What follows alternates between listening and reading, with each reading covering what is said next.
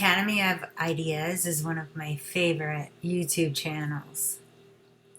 And this is one of my favorite video features of theirs. And it's called Why Passivity Breeds Mediocrity and Mental Illness. Let's play this, shall we? This is one of the most urgent problems for civilized man. He has created civilization to give himself security. Security for what? For boredom? His chief problem seems to be that most human beings need a certain amount of challenge, of external stimulus, to stop them from sinking into the blank stare and blank consciousness of the idiot. For most of human history, leisure was a rare luxury. Toiling from dawn to dusk just to survive was the lot of almost all men, women, and children up until a couple hundred years ago. The English geologist Sir Charles Lyell wrote that in the 1840s, America was a country where all, whether rich or poor, were laboring from morning till night, without ever indulging in a holiday. With the onset of the Second Industrial Revolution in the late 19th century, and the rapid intensification of the division of labor that went with it, there occurred a leisure revolution. Not only did this period of rapid industrial development drive many from the farmlands into large cities in search of work, but the regimented hours associated with industrial work left the masses, for the first time in the modern era, with scheduled free time to direct their own activities. Well over 100 years have passed since this leisure revolution, and the fruits of civilization have become more plentiful and leisure more bountiful. Perhaps more than at any point in the history of civilization, the average individual today is free from the daily struggle for survival. But with this newfound freedom, a crucial question confronts each of us, that being, what are we free for? In other words, how are we going to use the time we have that is not devoted to the necessities of life? Few contemplate this question. Rather, as with many important questions regarding how to live, most people sink into conformity and implicitly assume their free time is best spent resting, relaxing, and passively consuming. And as a result, such lives assume a common mold and follow a course analogous to the one described by the 20th century philosopher Richard Taylor. Most people are, in the most ordinary sense, very limited. They pass their time, day after day, in idle passive pursuits, just looking at things, at games, television, whatever. Or they fill the hours talking, mostly about nothing of significance. This has been a topic that has been discussed at length between me and friends. And as a creative, myself, I don't like to waste time. I like productive friendships. I like to always have a project. And I can't imagine just having a job that's not creative and then having no hobby on the side, right? I can't imagine. I don't know how people just robotically work during the day at something they don't like and then never pursue any sort of passion on the side, aside from pursuing relationships or people. So many people make other people a hobby or focus so heavily on other people that they fail to fully develop themselves. So let's listen to some more. Of comings and goings, of who is doing what, of the weather, of things forgotten almost as soon as they are mentioned. They have no aspirations for themselves beyond getting through another day doing more or less what they did yesterday. They walk across the stage of life, leaving everything about as it was when they entered, achieving nothing, aspiring to nothing, having never a profound or even original thought. This is what is common, usual, typical, indeed normal. Relatively few rise above such a plodding existence.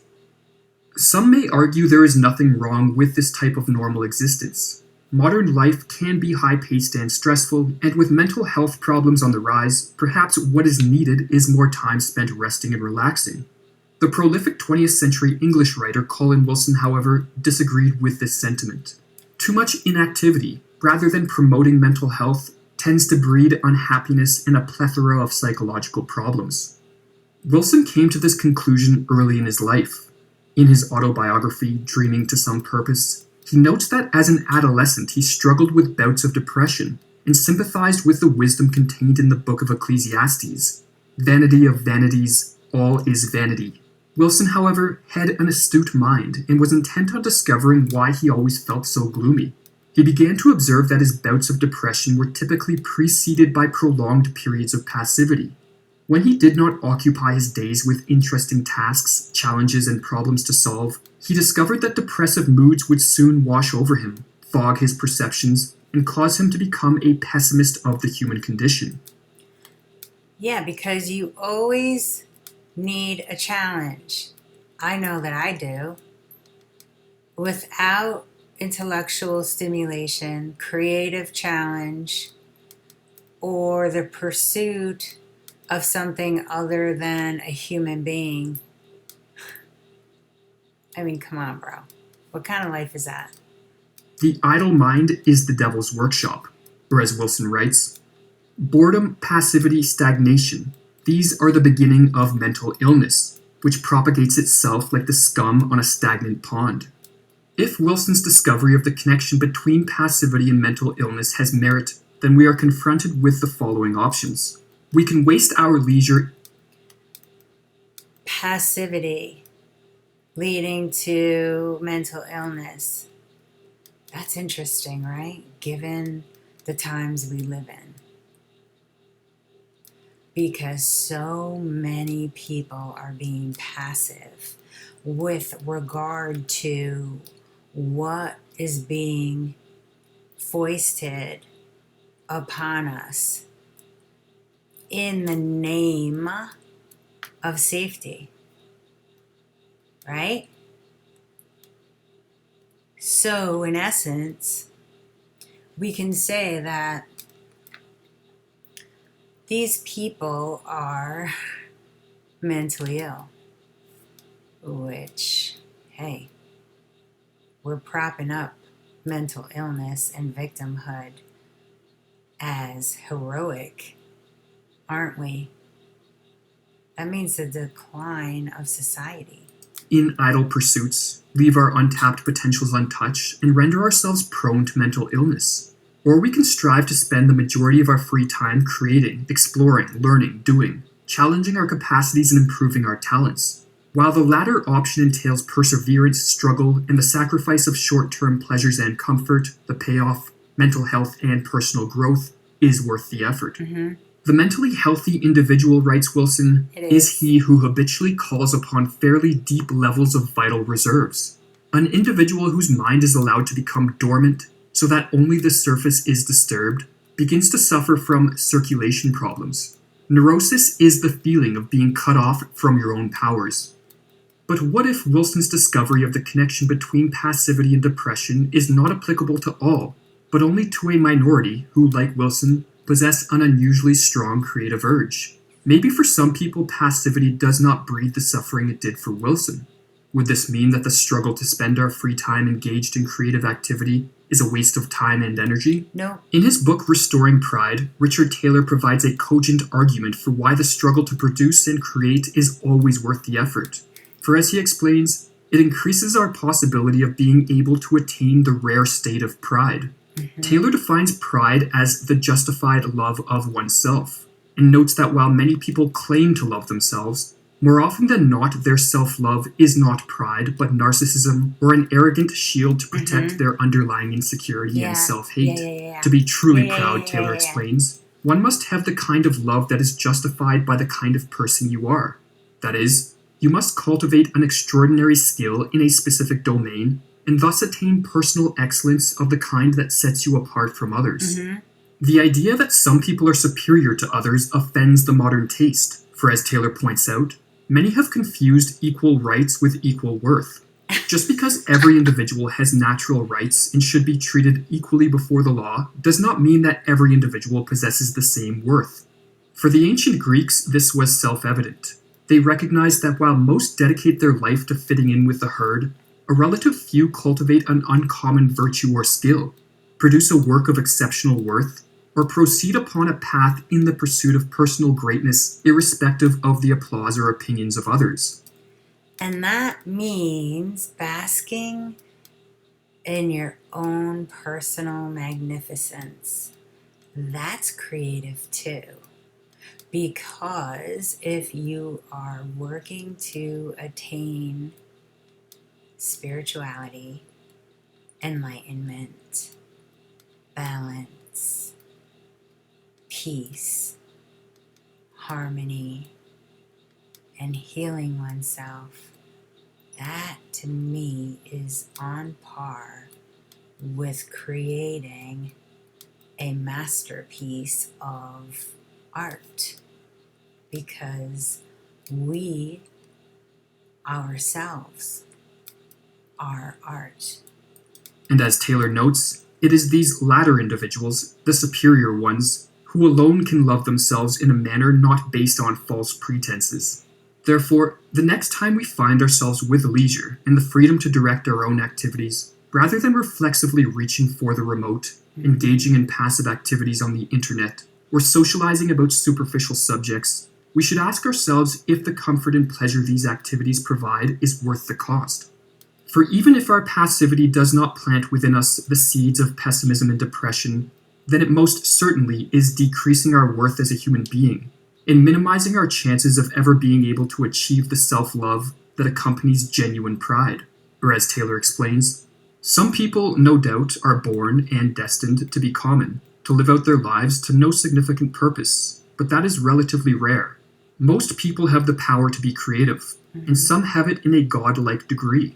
But many people, perhaps even most, are content with the passing pleasures and satisfactions of the animal side of our nature. Indeed, many people will account their lives to be successful if they get through them with only minimal pain. Yeah, lame and weak.